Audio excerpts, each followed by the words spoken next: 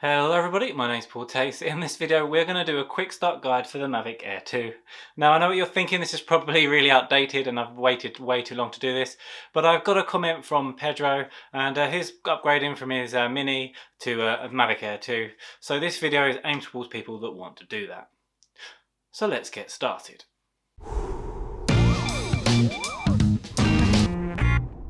Okay guys, and before I continue I just want to point out that I'm not necessarily saying it's a good idea to go and get a Mavic Air 2 now. The prices will be dropping now we've got the Mavic Air 2S come out, but it is still a legacy drone and you are still going to run into legal difficulties when you're trying to fly your drone as of the end of next year. Now having said that, that does only apply to people flying in Europe, and this drone has got a bunch of features and it's a really great fun drone, and the prices are going to be dropping with the Mavic Air 2S having come out. So what I'm going to do is quickly go over things such as safety and settings and the camera configuration, just so you've got an idea of what to do and how to get started quickly and safely. Okay guys, so this is my Mavic Air 2 and the propellers are easy to take on and off. You just push them in and twist them and they're off, and again push them in and twist it the other way and they're back on. Now when you take off, it's really important to make sure you've got the right propellers on the right arms. It will ask you to check this, and if you get this the wrong way around, there's a risk of it flipping your drone over. So it's really important, the first thing is to put your propellers on the right way around. Now with the batteries, you can either charge your batteries in the drone, which you can do by plugging it in, and there's a little place here for a USB-C cable to go. But if you've got the Fly More combo, it might be easier to just charge all your batteries in the charging hub. Now on the other side there's a space for a micro SD card. Now you don't get one with the drone, but the drone does come with 8 GB of hard drive, so you don't actually need an SD card when flying. But if you do shoot to the hard drive and you want to get any of the footage off of it, you'll need to use the USB-C connection on the side of the drone. Now another thing I'll say is if you don't already have ND filters, I'd recommend getting them for the Mavic Air 2. They're really easy to put on and off. You just twist them anti-clockwise to get them off, and then you just put them on by putting them into place and twisting it clockwise. Now the Mavic Air 2 combo will come with them. If not, you can get them really cheap for around £15 to £30. I'll leave a link in the description down below if you're interested. And this will just help you get more cinematic footage, but they are not essential. Now the controller setup's really easy. You've got the joysticks at the bottom, they just come out and screw in the top. Your phone clips on top, and then the cable attaches. Now the drone and the remote start the same way. You just press the on button once and then hold it down.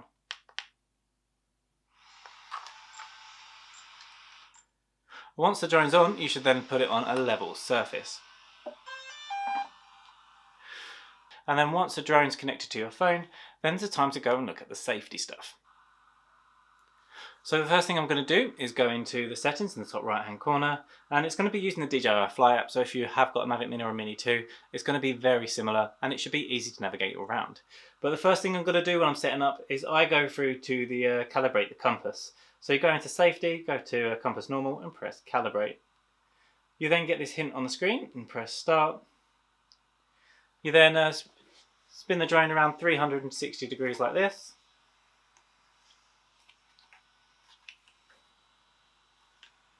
And then it tells you to spin it around 360 degrees this way. Now this is going to be a really important thing to do. If the drone's come a long way, it might not know exactly where it is, and there's a risk of a flyaway. So make sure you calibrate your compass first. And after that, I'm just going to go through some of the safety settings. We can see here, we've got bypass, brake and off, and this is for the sensors. So the drone has front and back sensors. If we put this on bypass and it's going to hit an obstacle, it will just go around it. And if we press brake, it will make sure it stops mid-air before it hits anything. And if we press off, there's the possibility of a collision. Your sensors are off and they're not working. So if you're coming up from a Mini 2 or a Mini, this is going to be one of the biggest differences, is just getting used to the sensors. Now something I learned the hard way is that there are no sensors on the side, and if you do fly sideways, you can crash into something. So this is something you always want to bear in mind. Now, other than that, everything else should be pretty similar. So other than that, everything else should be pretty similar. Other than that, everything else should be pretty similar. Max height, I'll set at 120. Max distance should be set at 500 meters. Mine's set at 480 now, but it's not a big deal. And return to home altitude will change depending on where you are and where you're flying. What I usually do is fly up to the highest point, go an extra 5 meters, and then I'll set this as my return to home height. So if the nearest tree is if the tallest tree is 35 meters tall, I'll go 5 meters above that, and then set the return to home height of 40 meters. This means if it does return to home by itself, that you're not going to hit anything on the way back. And that's all you really need to set for safety. If I go into advanced safety settings, you can see if you lose a signal, you get to choose wherever you want it to be return to home, descend or hover. I personally have mine set return to home. So if my remote loses battery or I lose a connection, the drone will just come back rather than hover, which wouldn't be ideal in most situations. Now it's also worth noting they've taken out the option to charge the phone from your remote. And it will actually automatically do this. So if I come out now, you can see my phone's charging, but there's no option for me to turn that on and off anymore. It's just always on. So that's something to be aware of.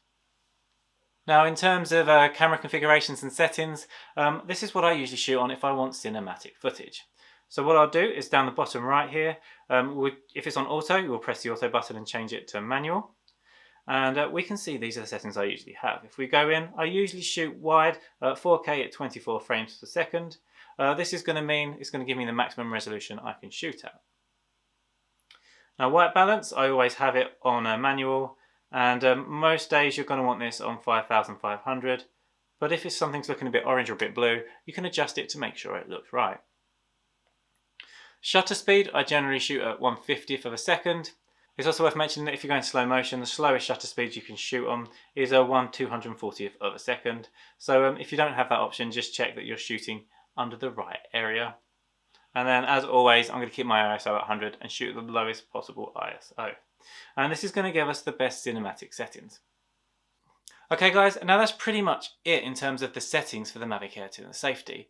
It's nothing you have to bear in mind. It's now a legacy drone, so if you're flying in the UK or Europe, you're going to need to keep away 50 meters from any person or 150 meters from any recreational, industrial, residential or commercial areas. Now if you do your A2 CFC qualification, you can just change this to making sure you're 50 meters away from any uninvolved person and you're good to go. I'll drop a link in the description to the A2 CFC online course. Now another thing worth mentioning is if you are registered as a drone pilot and have an operator's ID, this will transfer from your Mini or your Mini 2 onto your Mavic Air 2. You just need to make sure you have the sticker displayed on your drone. Now another thing to point out is you will need a flyer's ID for your Mavic Air 2, which you do not need for your Mavic Mini or your Mini 2. So if you have upgraded your drone, you will need to get your flyer's ID. You can do this by going onto the CAA website. There's a 40-question multiple choice test on the drone code, and once you've completed this, you'll have all your registration ready and you will legally be allowed to fly your drone. Okay guys, so once you're taken off, the chances are the reason you've wanted the Mavic Air 2 over the Mini 2 is going to be because of the active track and the spotlight features. If you want to access these, all you have to do is find the thing through the camera that you want to focus on. You literally just hold your finger over the screen and you'll get this appear. From here you'll get to choose whether you want to do active track, spotlight mode or point of interest.